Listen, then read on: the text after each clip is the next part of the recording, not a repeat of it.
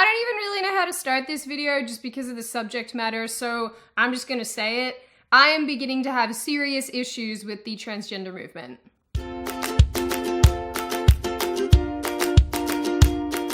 Hi, my name is Sydney. Welcome back to my channel. Oh, Sydney, I see that you've got a new introduction. That's good. It's too bad that you're testing it out on a video that makes you a bigot. I'm gonna preface this entire video by saying that I genuinely do not care what adults do in their own time behind closed doors to their bodies, provided it doesn't affect me or infringe upon my freedoms. And that I don't have to pay for it, because I can barely pay for myself. The other thing is that I will also always try to treat people with respect, even if I disagree with their life choices or whatever, because at the end of the day, provided it doesn't affect me, then it's none of my business. That all being said, I am really beginning to have serious issues with the transgender movement. It's really kind of funny because the libertarian in me is like, but the conservative side of me is like, cease. I've also watched YouTubers like Blair White and Calvin Garra for a little while, and I really like them and I really like their content. And despite the fact that they're transgender and I learn about the issues concerning transgender people, it's never really been a thing that I've cared about until now. A couple things have happened recently that have definitely pushed me over the line in terms of developing a serious opinion towards this, and while it's going to be kind of hard to articulate, I'm going to try to do my best. I feel as though the transgender movement is erasing biological men and women.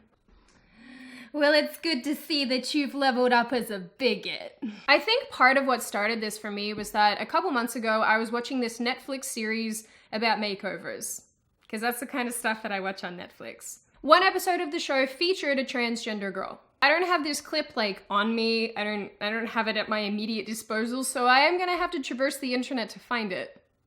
The things I do for you guys, honestly.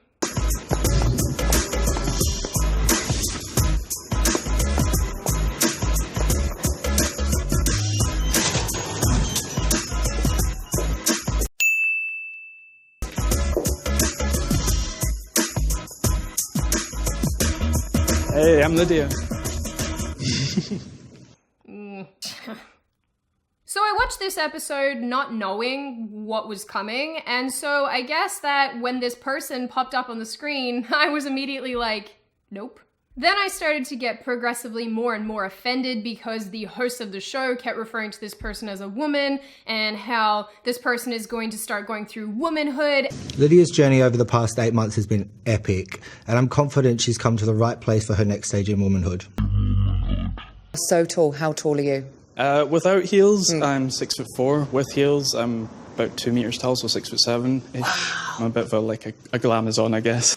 How do you feel when you walk out as a woman? Do you feel really confident and supernatural? Like, I feel more like a woman when I go out as a woman. It was just one of those things where I thought, you know what, starting to be a woman or embracing womanhood or whatever is not something that you can just magically start to do. I guess womanhood is probably a lot like, you know, being bitchy to other people for absolutely no reason. Shut up.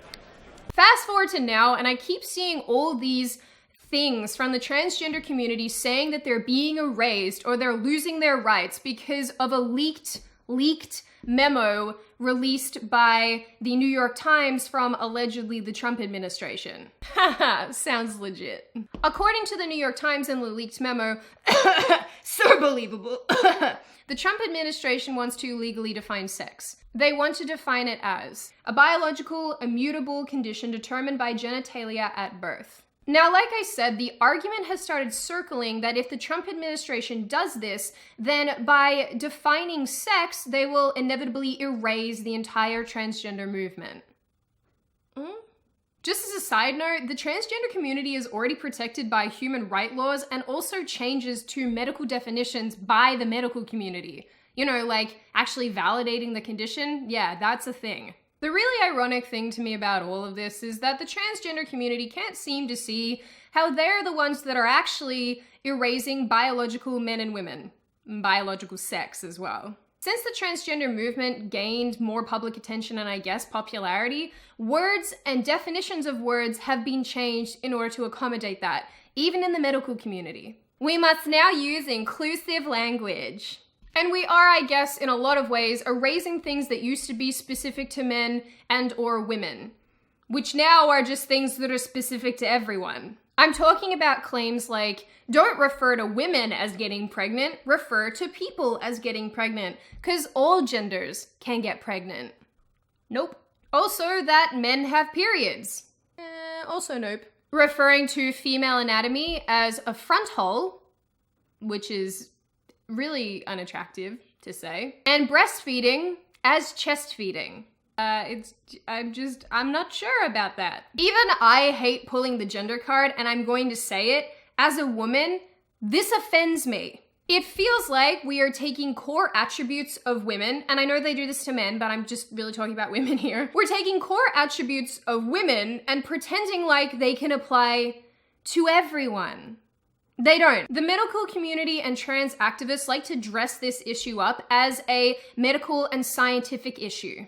Even the American Psychological Association released a pamphlet that says, transgender is an umbrella term for persons whose identity, gender expression, and behavior does not conform to that typically associated with the sex to which they were assigned at birth. Just take notice of the language being used here, that being a person's sex is assigned at birth. Even back in the early 2000s, the Human Rights Campaign referred to this as birth sex and physical sex. The phrase sex assigned at birth is favored now and makes room for gender identity as the real basis for a person's sex. I would argue that's what the usage of these other terms and changes to biology are doing, making room for gender identity so that it's more palatable and so that people can have it be more accessible to them. But this has led us to a point where we say things like, women have penises and men have periods, and the rest of us are supposed to roll over and say, haha, yes, that makes total sense. It does not. It's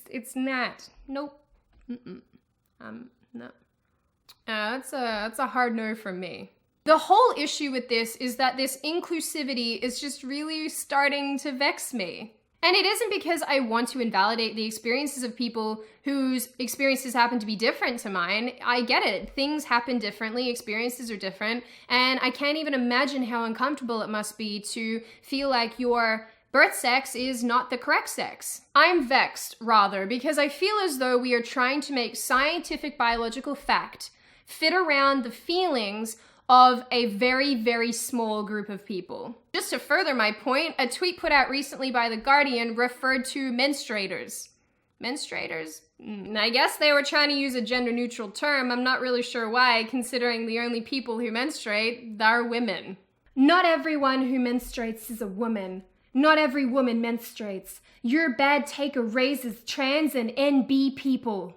That was also my feminist voice, if you couldn't tell. I guess NB means non-binary, you know, when you transition to a nothing, because if you're not binary, then it's nothing. Yeah, look, I'm pretty sure that everyone who menstruates is a woman, because you need a uterus for that, and women have uteruses. Actually, wait, I'm pretty sure that men can have uteruses implanted now. You know what's funny is we could be curing, I don't know, like cancer or finding, an AIDS actual cure, but rather we're spending our time finding out how we can implant uteruses in men. I'm so done with this world, honestly. I guess this tweet really kind of illustrates what I'm trying to say, where they could have used the word women because women menstruate, but instead they referred to women as menstruators in order to be more inclusive of people who aren't actually women. This is something that is traditionally exclusive to women, and you've completely erased us by just changing out the term to be more gender inclusive. It's absurd. What's even funnier about this, as women are slowly erased from everything, is that this is the time when feminism has a stranglehold. Irony. That irony just goes down so well. Seriously, Sydney, did you not get the memo?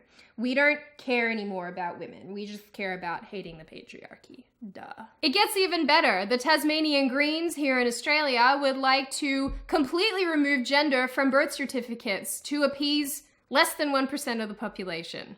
Terrific. I don't know if this is clear yet, but these kind of moves are to the detriment of the 99.5% of the population who do identify with their gender or their sex that was assigned at birth. Ah, God, even I'm using that terminology now. Duh. I think what I'm trying to get at is, besides the fact that I feel as though the transgender movement is in fact erasing biological men and women, is that in order to treat these people with respect and to give them our time, it doesn't mean that we have to act as though what they're saying is normal. Like I said, for the most part, I don't care because it doesn't affect me, and adults should be able to do what they want to do, provided that they're being safe and that they're not harming others and it doesn't affect my hip pocket, because I care about that. But as long as the trans community has coerced significant changes in the medical field and in the scientific field, that affects me, and then we have a problem. With all these changes and adaptations to what we used to accept as male and female qualities are now being extended to everyone. And the real question is, what is that going to do to society long term? The reality is, I'm not even entirely sure how people can say that they feel a particular sex and then make the transition to that sex. I don't even know what that means. What does it feel like to be a woman? Does that mean that I need to like pink things and dresses? What does that mean? What does it mean to feel like a gender? I feel like a sex I've never experienced. Please cater to me. I know that anybody who ultimately disagrees with what I'm saying here is going to say that I'm invalidating the trans community and I'm being unfair and blah, blah, blah, lots of other abusive things. But here's the thing. Why is it that the trans community, or people who are transgender, or people who are, I guess, who I'm talking about, why is it that their feelings are valid and mine are not?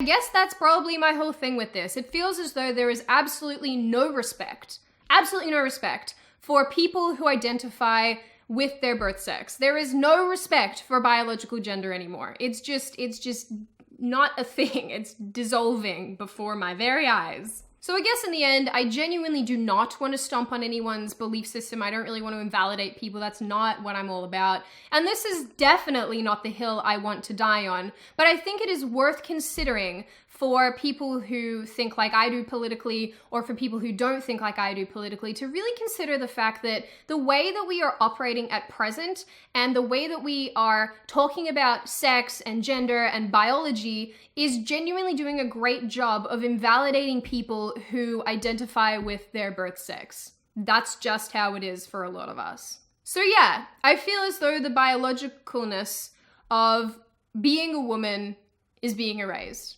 And that's kind of it. As always, if you like the video, hit subscribe and the thumbs up button, because apparently that's a thing. If you want to leave a comment, feel free to do so, and I know that there'll be a lot of people who disagree with this, so again, feel free to do so, just don't be rude about it, because that's not an argument. And as always, I will see you guys next time.